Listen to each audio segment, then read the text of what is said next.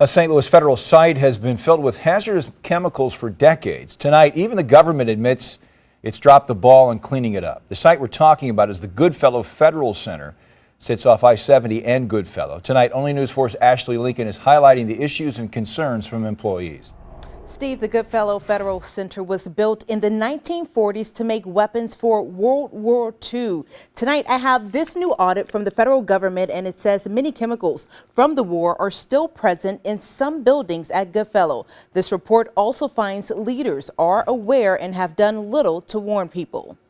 It's a problem those who work beyond these walls at the Goodfellow Federal Complex say has been causing health concerns for decades. They can protect us. This employee, who would only speak with me over the phone because he didn't want his identity revealed out of fear of retaliation. They let us know that we were being exposed to lead. He says employees were outraged when learning little was done to rid buildings on this complex of asbestos, lead, and arsenic. You have some people that pass away of cancer. These chemicals are highlighted in this audit News 4 got a hold of. It was conducted by the Inspector General and published in March. It was a follow-up to a 2016 audit where investigators found that tenants, contractors, and visitors were exposed to those dangerous chemicals.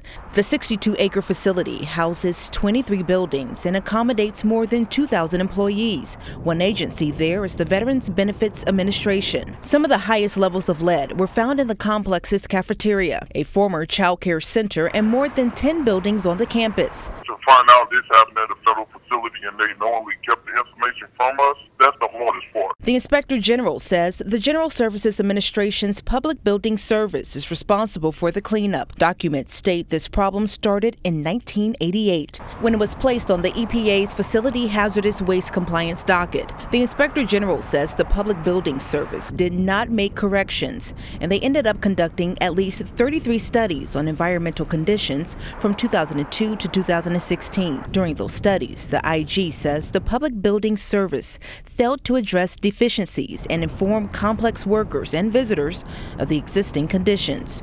I reached out to the agency for a comment and am waiting to hear back. Their website says their mission is to provide effective and sustainable workplace solutions. A letter written back in February from the commissioner says they agree that changes need to be made, and they plan to make them.